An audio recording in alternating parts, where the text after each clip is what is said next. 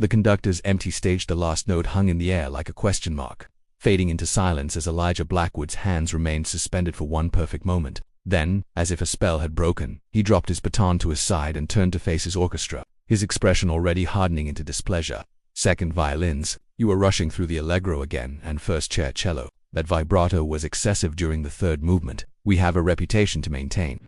His voice echoed through the empty concert hall, bouncing off the gilded ceiling and polished wooden floors. Tomorrow, I expect precision.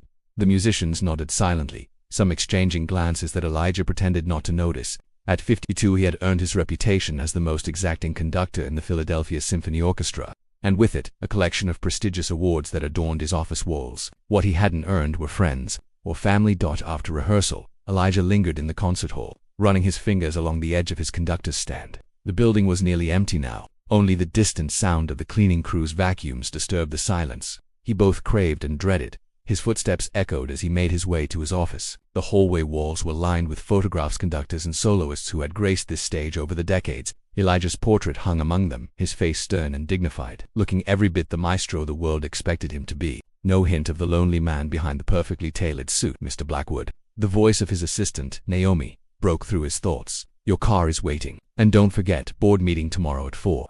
Thank you, Naomi. He nodded curtly, gathering his coat and briefcase. Has maintenance fixed the lighting issue in the East Wing yet? Not yet, sir. They've scheduled it for tomorrow morning. Elijah sighed. See that they do. The Tchaikovsky needs to be performed under perfect conditions next week.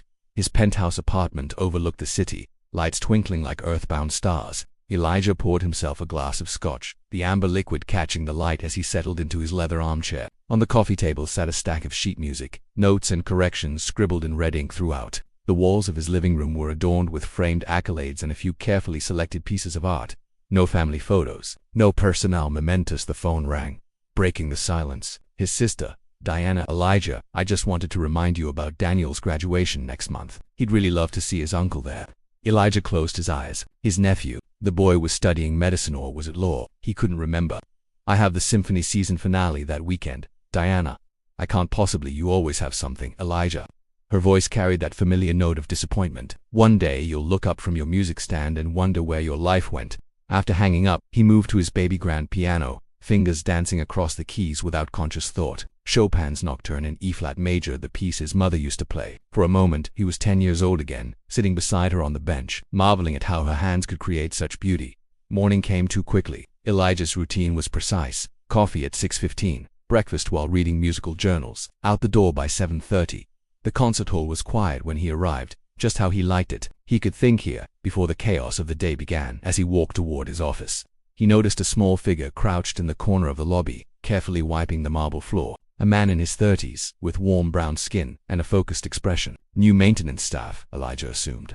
Excuse me, Elijah said, his voice clipped. The floors in the rehearsal room need attention. The brass section left scuff marks yesterday. The man looked up, his expression open and unintimidated by Elijah's tone. Of course, sir. I'll get to it right after I finish here. Something about the man's dignity made Elijah pause. No resentment, just quiet confidence. For a moment, Elijah felt a strange urge to introduce himself properly, to ask the man's name. Instead, he nodded curtly and continued to his office. That evening's rehearsal was particularly grueling. Elijah demanded perfection from every section, stopping and restarting until even the most patient musicians showed signs of frustration. As they packed up their instruments, Elijah overheard snippets of conversation. Machine, not a man. Wonder if he even knows what joy sounds like anymore. The words shouldn't have stung, but they did. Alone on the podium, Elijah stared out at the empty seats that would be filled with patrons in a week's time. They would applaud his genius, his precision, his uncompromising standards. None would know the hollowness that echoed within him, the silence that greeted him at home each night. As he left through the back entrance, the security guard nodded respectfully. Good night, Mr. Blackwood. Good night, Thomas.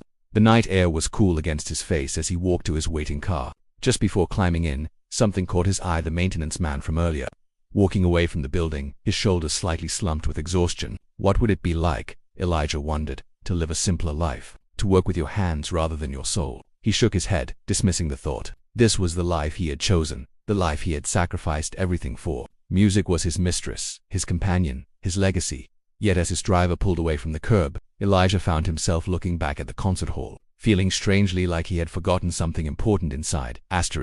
Unexpected harmony. The first rainfall of autumn drummed against the concert hall's magnificent glass dome, creating a natural symphony above as Elijah paced the empty stage below. 3 weeks until the gala performance, and the woodwind section was still struggling with the transitional passages in Mahler's Fifth. He jotted down notes in his leather-bound planner, barely noticing when the maintenance man from yesterday entered quietly with his cleaning cart. "I can come back later, sir," the man offered, already turning to leave. Elijah waved dismissively. "No need, I'm just reviewing notes."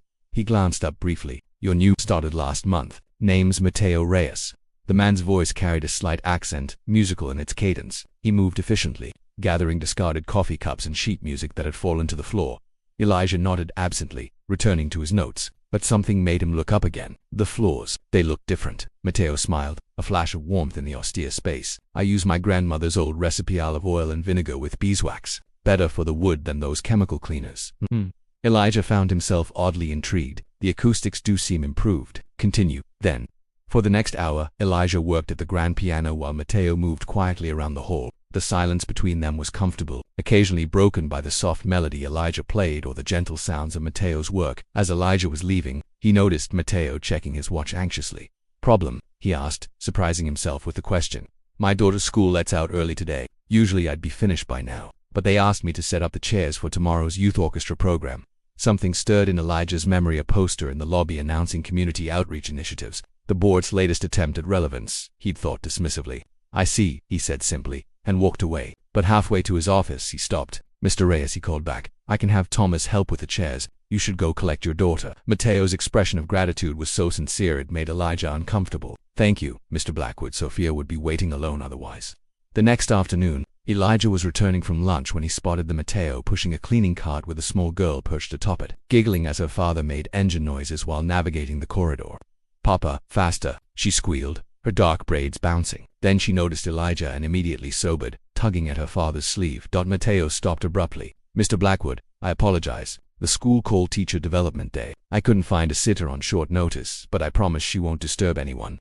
Elijah should have been annoyed. Children had no place in a professional concert hall. But the girl, Sophia was looking at him with such open curiosity that he found himself nodding. "Just keep her out of the rehearsal room," he said, then added almost as an afterthought, "There's a small library in the East Wing. Books might keep her occupied."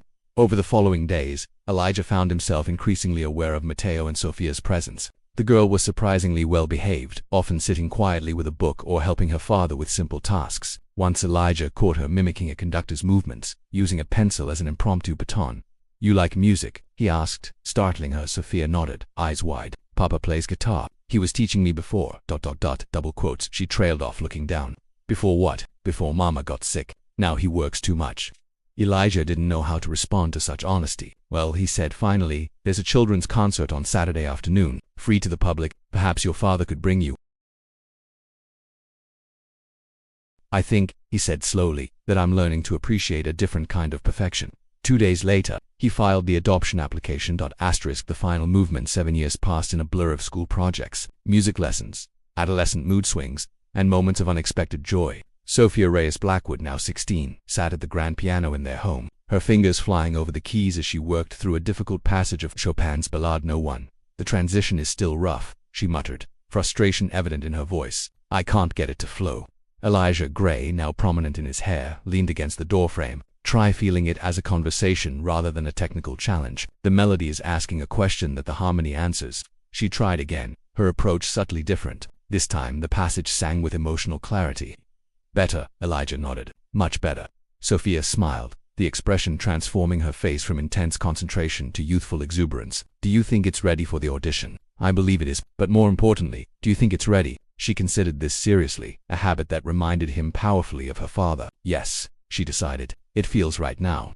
The Juilliard pre-college audition loomed just 2 weeks away. Sophia had been preparing for months, balancing her musical ambitions with regular high school in the youth orchestra Elijah now conducted on weekends. Her talent had blossomed under his guidance, but it was her determination inherited from both her biological parents that truly set her apart. Later that evening, as they shared dinner, Sophia asked unexpectedly, "Do you ever regret it, taking me in?" Elijah set down his fork, giving the question the consideration it deserved. "I've regretted many things in my life. Choices made from pride or fear, opportunities missed because I was too focused on some arbitrary standard of perfection." He met her eyes directly. "But you..." "Never. Not for a single moment." She nodded, seemingly satisfied. "Emma's mom said you gave up being a famous conductor to raise me.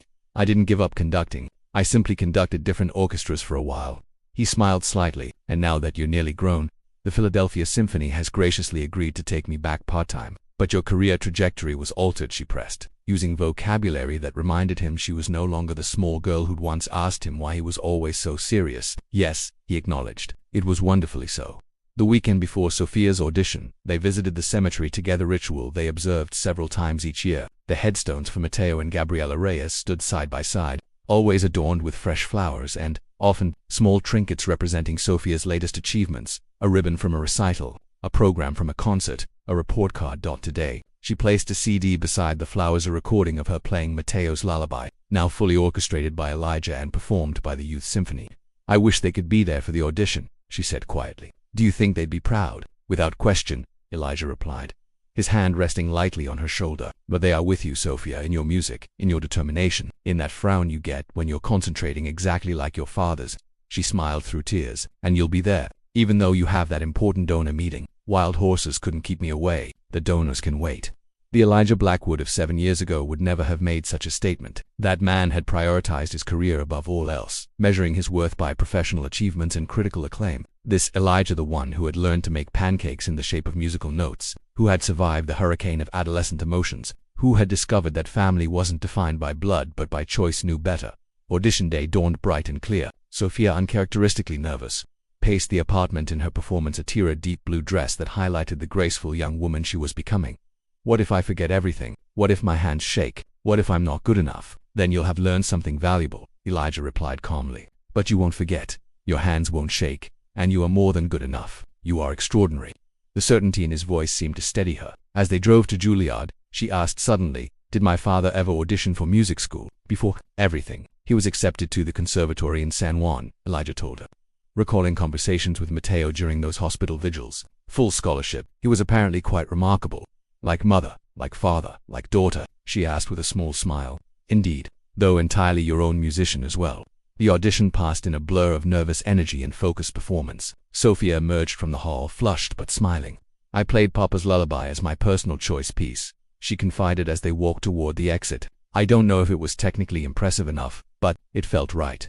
Music isn't merely about technical prowess, Elijah reminded her. It's about communication, connection. What did you want to tell them with that piece? She thought for a moment. That I come from people who found beauty even in difficult circumstances. That love can be expressed through art. That legacy matters.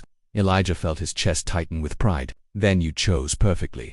As they exited the building, Sophia suddenly stopped, her attention caught by a display case featuring photographs of distinguished alumni. She pointed to one image, a young woman with a violin. Circa 1995, Elijah, she whispered. Is that? He moved closer, adjusting his glasses. The photograph showed a radiant young woman accepting an award, a posture confident, a smile brilliant. The caption read, Gabriela Mendez violin performance, winner of the Martinez Fellowship. Your mother, Elijah confirmed softly. I had no idea she studied here. Sophia stood transfixed, studying the image of the woman she barely remembered. She looked so happy, so sure of herself. She was incredibly talented. Your father told me she could have played with any orchestra in the world. But she chose family instead, Sophia murmured. Just like Papa did. Just like you did. Some choices aren't sacrifices at all, Elijah said, wrapping an arm around her shoulders. Sometimes, they're simply recognizing what truly matters. They stood there a moment longer. 3 generations of musicians connected across time, Gabriela in her moment of triumph, Sophia on the cusp of her own journey, and Elijah, the unexpected guardian who had discovered that his greatest composition wasn't a symphony at all. With a harmonious life he'd built with this remarkable young woman. 6 weeks later, the acceptance letter arrived. Sophia would begin the pre-college program that fall, taking weekend classes while finishing high school. The household erupted in celebration, phone calls to Diana and Emma, a special dinner, champagne for Elijah and sparkling cider for Sophia. Late that night, after the excitement had quieted, Elijah found Sophia sitting at the piano, her fingers tracing the keys without pressing them. Everything all right? He asked. She nodded. I was just thinking about how different my life could have been if Papa hadn't gotten that job at the concert hall, if you hadn't noticed us, if you'd been the cold, scary conductor everyone said you were. I was that cold, scary conductor, Elijah acknowledged with a rueful smile, until a very wise 9-year-old told me music should be like sunshine for the ears. Sophia laughed. Did I really say that? How embarrassing. It was profound, he countered. And correct, I'd forgotten why I became a musician in the first place, not for precision or acclaim, but for that indescribable moment when sound transforms into emotion. You reminded me. She considered this, then moved over on the bench, making room for him. Play with me, Papa's lullaby, but your orchestral arrangement. As their hands moved across the keys, creating the four-hand version of Mateo's simple melody now transformed into a rich orchestral piece, Elijah reflected on the strange, winding path that had led them here. From a chance encounter with a maintenance man and his daughter to this moment of shared music and quiet joy. The final notes lingered in the air, neither rushing to break the spell they had created. Elijah, Sophia said finally, thank you for being my father when I needed one, for loving music enough to understand why I needed to keep playing Papa's songs, for everything. Words failed him, as they often did in moments of deep emotion. Instead, he squeezed her hand gently, the gesture conveying what language could not. Outside, the city continued its ceaseless rhythm. Inside, in the warm light of their home, the unexpected family they had built together was complete a perfect cadence at the end of a complex, beautiful composition. Ready for the next movement? Elijah asked softly. Sophia smiled, her eyes so like her father's, bright with anticipation for all that lay ahead. Always.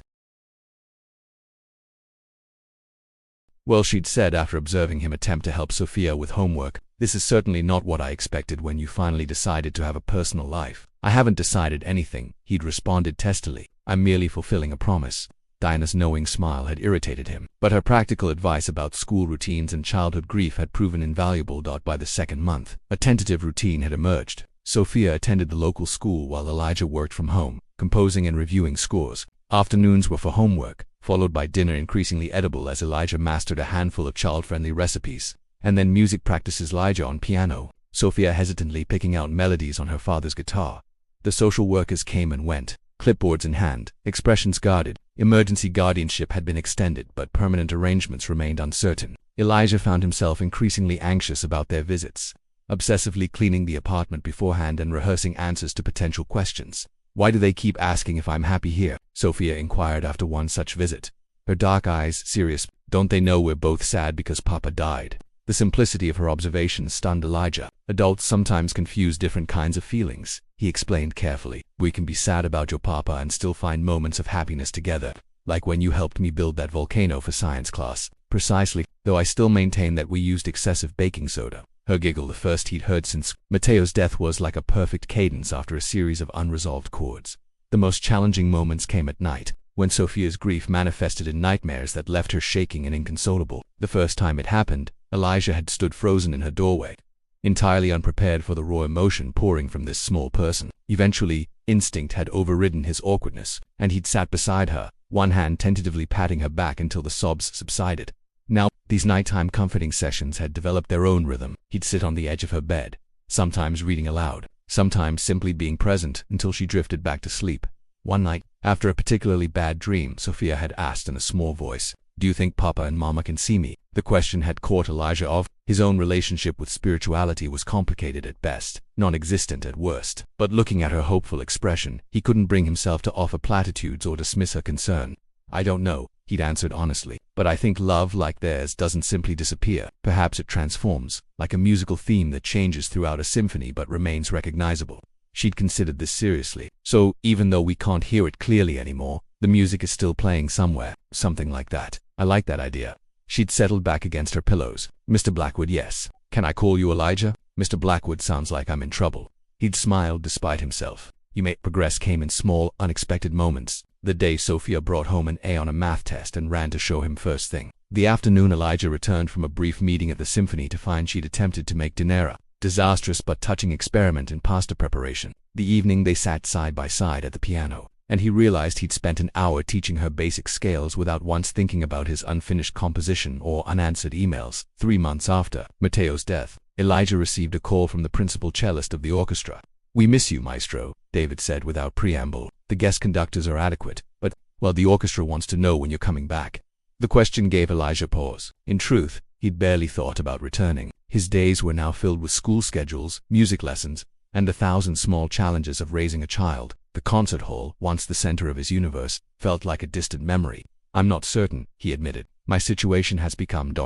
complicated." "We've heard," David replied. "A little girl, right? Why not bring her to rehearsal sometime? The orchestra would love to meet her." The suggestion was so simple, yet it hadn't occurred to Elijah that his two worlds might coexist rather than compete. The following week, he brought Sophia to a morning rehearsal, watching with trepidation as she sat in the empty audience, small legs swinging, her eyes wide as the musicians warmed up. To his surprise, the orchestra members welcomed her enthusiastically. The principal flutist showed her how to form an embouchure. The timpanist let her tap out a rhythm. By the end of the session, she was sitting beside the harpist entranced as the woman demonstrated glissando. She's a natural musician, David commented as they watched. Must take after her father. Yes, Elijah said softly. She does. He didn't correct the assumption. That evening, as Sophia practiced guitar, Elijah noticed her technique had improved dramatically. She was working on a melody he didn't recognize, something simple but haunting. What is that piece? He asked. Something Papa used to play. Her fingers faltered briefly. I'm trying to remember all of it. Would you like me to help you write it down, so you don't forget? Her face brightened. Could we? It was Papa's special song for me. They spent the next hour at the piano, Elijah picking out the notes as Sophia hummed and demonstrated fragments on the guitar. Slowly, Mateo's composition took shape, a gentle lullaby with hints of flamenco rhythms in the bridge. By the time they finished, Sophia was yawning, but her expression was peaceful. Thank you, Elijah, she said, leaning against his side as he notated the final measures. Now I'll always have Papa's song. Something shifted in Elijah's chest, a warmth he was becoming increasingly familiar with. Perhaps we could arrange it for the orchestra someday, he suggested, if you'd like. Her eyes widened. A real orchestra playing Papa's song. He would love that. Then we'll make it happen. The following week brought another social worker visit, this one more formal than the others. The woman Ms. Patel sat across from Elijah at the kitchen table, her expression serious. Mr. Blackwood, it's been nearly 4 months since you took emergency guardianship of Sophia. We need to discuss long-term plans. Elijah's mouth went dry. What options are being considered? Well, we've located a distant cousin of Mr. Reyes in Chicago. She's expressed interest in taking Sophia. The room seemed to tilt slightly. I see. Alternatively, Ms. Patel continued, studying him carefully, you could apply for permanent guardianship or even adoption, but that would be a lifetime commitment, Mr. Blackwood. Not a temporary arrangement until you're ready to return to your career. The implication stung. You believe I see Sophia as temporary. I believe you stepped in during a crisis out of compassion. That's commendable. But raising a child requires more than compassion. It requires sacrifice. The word hung between them. Sacrifice. Hadn't he already sacrificed his routine, his peace and quiet, his immaculate apartment? But even as the thought formed, Elijah recognized its pettiness. What were those things compared to what Sophia had lost? I understand, he said finally. When will a decision be required? We'll need to know your intentions within 2 weeks. After Ms. Patel left, Elijah sat alone at the piano, fingers resting on the keys without playing. The thought of Sophia leaving created a hollow sensation in his chest that no music could fill. Yet was he truly the best option for her? A middle-aged bachelor with no experience raising children, whose life had been defined by rigid schedules and solitude. The front door opened. Sophia returning from a playdate with a school friend. Her cheeks were flushed with cold and excitement. Elijah, Emma has a dog named Beethoven. Isn't that the best name ever for a dog? Can we get a dog? I promise I'd walk it every day and teach it to sit quietly during practice times. She continued chattering as she removed her boots and coat, apparently unaware of Elijah's distracted silence. As he helped her hang up her scarf, he noticed she was wearing mismatched socks, one blue, one purple with yellow stars. The Sophia he'd first met would never have committed such a fashion error. The change spoke volumes about her growing comfort in this new life. Sophia, he said carefully, are you happy here? With me? She looked up, surprised by the question. Yes, she answered simply. You're not Papa, but... She hesitated. But I think you need me as much as I need you.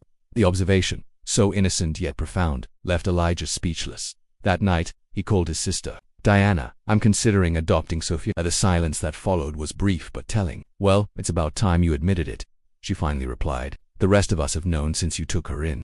You don't think it's a mistake? I have no experience with children. Neither does any first-time parent. Her voice softened. Elijah, for as long as I can remember, you've approached life like a score to be perfectly executed. Every note in its place, every tempo precisely controlled. But the best music has room for interpretation, doesn't it? For spontaneity. He thought about Sophia's laughter when they'd tried to make cookies and somehow covered the kitchen in flour. About her serious expression when she'd asked if he thought she might be good enough for music school someday. About the nightmares that came less frequently now, replaced sometimes by dreams she described as Papa and Mama sitting in the audience while I play a big concert.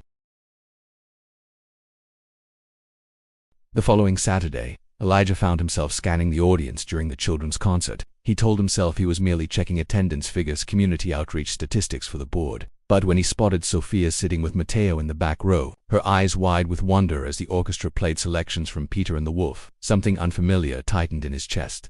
After the performance, as families filed out of the hall, Elijah noticed Sophia lingering near the stage, her small hand reaching out to touch the polished wood. Did you enjoy the concert? He asked, approaching slowly. She nodded enthusiastically. The wolf was scary, but I liked the duck best. even though he got eaten. The oboe, Elijah said, finding himself smiling slightly. That's what makes the duck's voice. Can I see it? The oboe. Before he could answer, Matteo appeared, looking apologetic. Sophia, don't bother Mr. Blackwood. He's a very important man. It's fine, Elijah said, surprising himself again. Come, I'll introduce you both to Miss Patterson, our principal oboist. That brief interaction marked a subtle shift. Elijah began nodding to Matteo in the mornings, occasionally asking after Sophia sometimes. He'd leave books on music theory on a table in the library with a note for the young conductor. One evening, working late, Elijah heard guitar music drifting from the janitor's closet. He followed the sound to find Matteo sitting on an upturned bucket, playing a battered classical guitar while Sophia dozed on a makeshift bed of folded cleaning rags. She was running a fever, Matteo explained quietly. Her usual sitter couldn't take her, but I couldn't miss work. Double quotes, the worry in his eyes spoke volumes. You play well, Elijah remarked, genuinely impressed by the complex flamenco rhythms. Matteo shrugged. In another life, perhaps. Now, I play for Sophia. Looking at the sleeping child, Elijah made a decision that surprised even himself. There's a sofa in my office, more comfortable than rags. Bring her there, and I'll have Naomi check on her periodically. The gratitude in Matteo's eyes made Elijah uncomfortable again, but not unpleasantly so. Over the next few weeks, a strange routine developed. Sophia would sometimes wait in Elijah's office after school, drawing pictures or doing homework until her father's shift ended. At first, Elijah worked around her as if she weren't there. Gradually, though, he found himself explaining what he was doing, marking scores, writing program notes, selecting repertoire for the upcoming season. Why are you always so serious? Sophia asked him one day, peering up from her math homework. Elijah paused, genuinely considering the question. Music is serious business, but it's supposed to make people happy, right? Papa says music is like sunshine for the ears. The phrase stayed with Elijah for days. At the next rehearsal, he found himself less critical, more encouraging. The musicians noticed. There were fewer tense shoulders, more smiles during breaks. After a particularly successful run-through of the Molla, the concertmaster approached him. Whatever's changed, maestro, keep it up. The orchestra hasn't sounded this alive in years. That evening, as Elijah was leaving, he passed the janitor's closet and heard Sophia's voice. And then Mr. Blackwood showed me how the violins make different sounds if you pluck the strings instead of using the bow. He says it's called pizzicato, which is a funny word. Did he now? Matteo sounded amused. And did you thank him? Yes, Papa and I drew him a picture of the orchestra with everyone smiling. He put it on his desk. Elijah walked quietly past, a strange warmth spreading through his chest. He hadn't realized how much his interactions with Sophia meant to the child, or how much they had begun to mean to him as he drove home that night. Elijah found himself doing something he hadn't done in years, humming, the simple joy of melody without analysis, without criticism, just pure sound. His phone rang, interrupting the moment. His sister Diana again. I've been hearing interesting things about you, she said without preamble. Margaret Wilson's daughter plays in your youth orchestra program. That says you've been seen actually smiling during rehearsals. Should I be concerned? Elijah almost laughed. Perhaps I'm evolving. Well, whatever or whoever is causing this evolution, I approve. You sound different, Elijah. Almost happy. After they hung up, Elijah sat in his silent apartment looking around at the pristine, impersonal space. For the first time in decades, it felt wrong somehow, empty in a way he'd never acknowledged before. On impulse, he took Sophia's drawing from his briefcase and placed it on the refrigerator door, securing it with a magnet. The childish rendering of the orchestra, with a tall figure at the center wielding a baton, it seemed to brighten the entire kitchen. Outside, the autumn rain continued to fall, but inside Elijah Blackwood's carefully constructed world, something new had taken root, something unexpected and fragile, like the first notes of a composition not yet fully imagined. Crescendo of crisis. November arrived with biting winds and early sunsets that cast long shadows through the concert hall's arched windows. Elijah found himself working later than usual, finalizing details for the winter program. Tonight, however, his concentration was interrupted by the sound of muffled coughing from the adjacent room where Sophia was waiting for her father to finish his evening shift. Sophia, Elijah called, pushing open the door to find the 9-year-old huddled in a chair, her small frame racked by another coughing spell. He knelt beside her, noting her flushed cheeks and glassy eyes. You're ill? I'm okay, she insisted weakly. Papa says we can't afford for me to be sick. Something twisted in Elijah's chest. Nonsense. Where is your father now? Fixing the leak in the basement. He said he'll be done soon. Elijah's hand hovered uncertainly before landing gently on her forehead. You have a fever. He straightened up, decision made. Wait here. He found Matteo ankle-deep in water, wrestling with a burst pipe. The maintenance man looked exhausted, dark circles under his eyes and his uniform soaked through. Mr. Reyes, your daughter is ill. She needs to go home. Matteo's face fell. I still have 2 hours left on my shift, and if I don't fix this pipe, I'll speak with management. This is a building issue, not your personal responsibility. Go home and take care of Sophia. Mateo hesitated. Mr. Blackwood, I appreciate your concern, but this job, we need the income. Medical bills from my wife's illness wiped out our savings.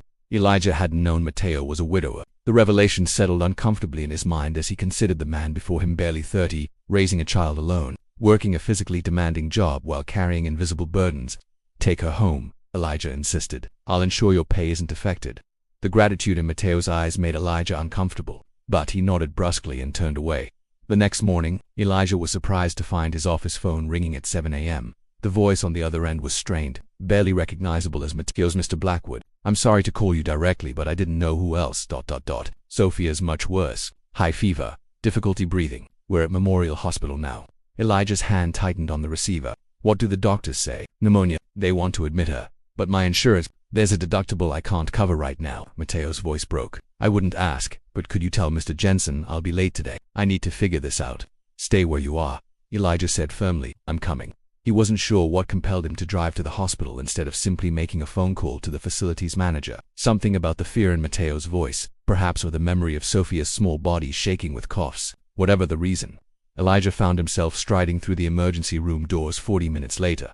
He found them in a curtained alcove, Sophia small and fragile on a gurney, Mateo clutching paperwork with trembling hands. A hurried-looking nurse was explaining something about payment plans.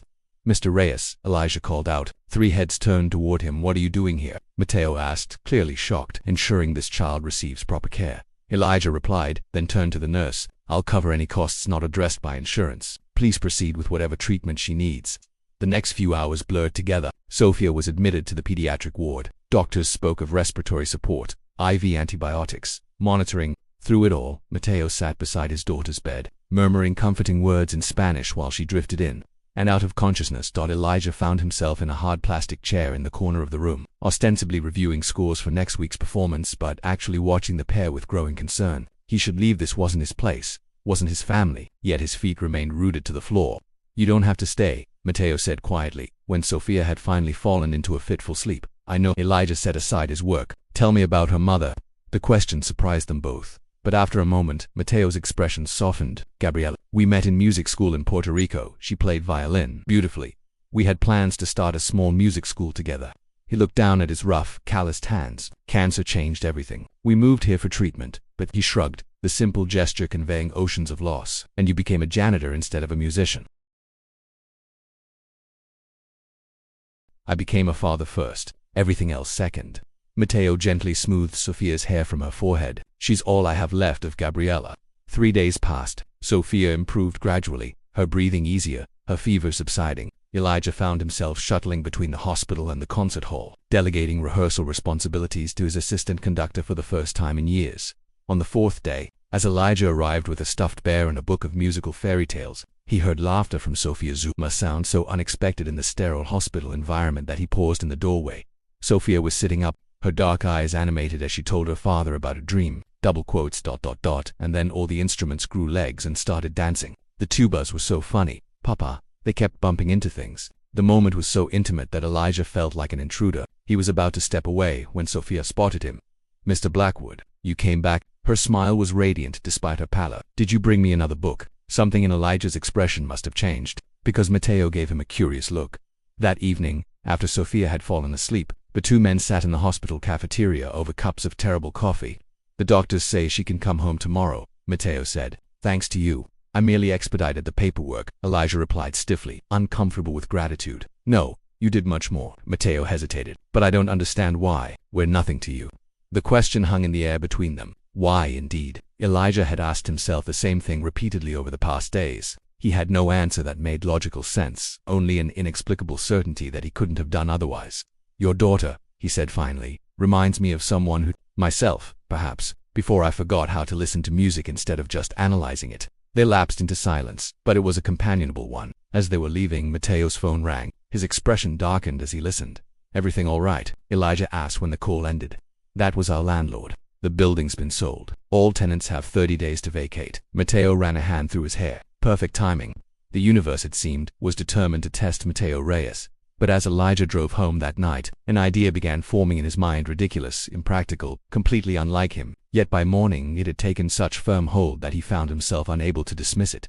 Sophia was discharged the following day. Elijah insisted on driving them home, watching with growing concern as they climbed the stairs to a tiny apartment in a dilapidated building. Inside was clean but sparse: a pull-out couch, a small table with mismatched chairs, shelves made of cinder blocks and wooden boards. In one corner stood Mateo's guitar and a small keyboard. "She practices every day," Mateo said, following Elijah's gaze. "Even when we couldn't afford lessons anymore." Sophia, still weak, curled up on the couch while Mateo prepared tea. Elijah noticed a framed photo on a shelf: a younger Mateo with a beautiful woman holding a tiny baby. The happiness in their faces was palpable. "Mr. Blackwood," Sophia called softly, "will you come to my school concert next month? I'm singing a solo." "Sophia," her father chided gently, "Mr. Blackwood is very busy with the real orchestra."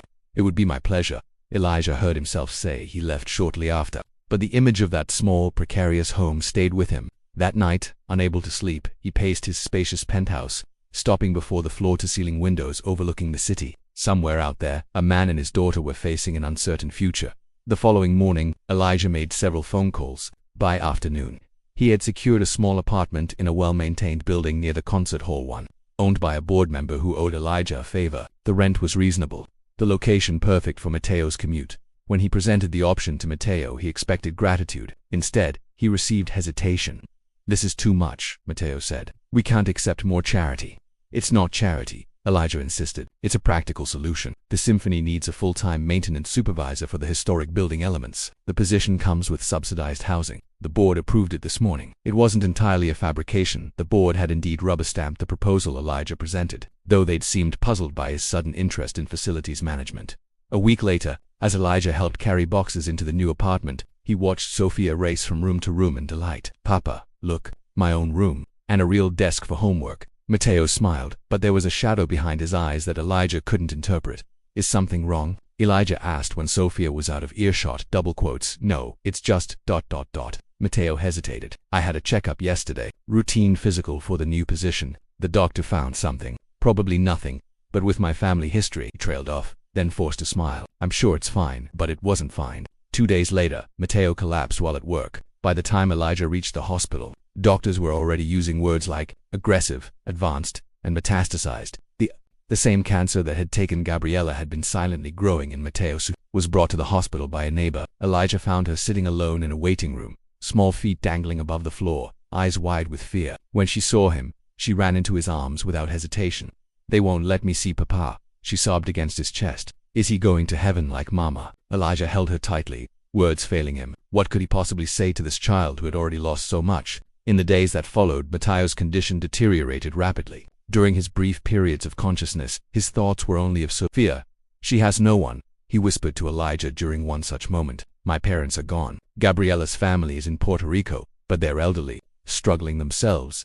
"There must be someone," Elijah said, desperation edging his voice. Mateo's eyes, though clouded with pain, fixed on Elijah's with surprising intensity. "She trusts you," he said simply. "She lights up when you enter a room. I've watched it happen." "Mateo, I'm not don't know how to be." Elijah couldn't finish the sentence. "Neither did I, until she was placed in my arms." Mateo's hand gripped Elijah's with surprising strength. "Promise me you'll make sure she's all right, even if it's just finding her a good home." The promise came as airy. Ensuring Sophia's well-being seemed the least he could do. But as Mateo slipped away 3 days later, Elijah found himself facing a decision he'd never imagined making. Standing in the hospital corridor while social workers discussed foster care options, watching Sophia's small shoulders shake with grief, Elijah Blackwood, who had conducted orchestras before royalty, who had built his life around precision and control, made the most impulsive decision of his existence. "She'd be coming home with me," he heard himself say. "I'm applying for emergency guardianship." The social worker looked skeptical. "Mr. Blackwood, with all due respect, taking in a child is not like adopting a pet. There are home studies, background checks." "Then we'll begin immediately," Elijah interrupted. "But I promised her father, and she's already lost too much." Later that night, Sophia sat curled on Elijah's sofa, clutching her father's guitar. She hadn't spoken since the hospital, hadn't cried since the initial news. The silence was unnatural, frightening. "Sophia," Elijah said gently, sitting beside her, "I know I'm a poor substitute for your father, but I promise you won't be alone." Her dark eyes, so like Mateo's, met his. "Can I stay with you?" she whispered. "Just until Papa comes back." The innocent question broke something in Elijah's chest. How did one explain to a child that her father was never coming back, that she was now bound to a man who had never raised a houseplant, let alone a child? "Yes," he said simply, his voice thick, "for as long as you need." That night, as Sophia finally slept in his guest room, Elijah stood in his living room, phone in hand. He had concerts to cancel, arrangements to make, a life to completely reconfigure. The task seemed impossible. Yet when he looked at the small sneakers by his door, at the stuffed bear peeking from a backpack, he felt a curious certainty amidst the chaos. This impossible task was exactly what he needed to do. Recomposing life. The first week was a symphony of mistakes. Elijah, accustomed to commanding 80 musicians with a flick of his wrist, found himself utterly bewildered by the logistics of caring for one grieving 9-year-old girl. He burnt toast, purchased the wrong size clothing, and completely misunderstood the intricacies of elementary school pickup procedures. When Sophia developed a habit of sleeping with her father's guitar beside her, Elijah panicked at the thought of the instrument being damaged, then immediately felt ashamed of his materialism. "I'm doing this all wrong," he confessed to Naomi, his assistant, after a particularly difficult morning had ended with Sophia refusing breakfast and missing the school bus. "Everyone does." At first Naomi replied pragmatically, "Children don't come with instruction manuals." Elijah, he'd been startled by her use of his first name, a small indicator of how everything in his life was shifting. The board had granted him a sabbatical, though not without raising eyebrows. His sister Diana had arrived for an impromptu visit, clearly expecting to find him in over his head.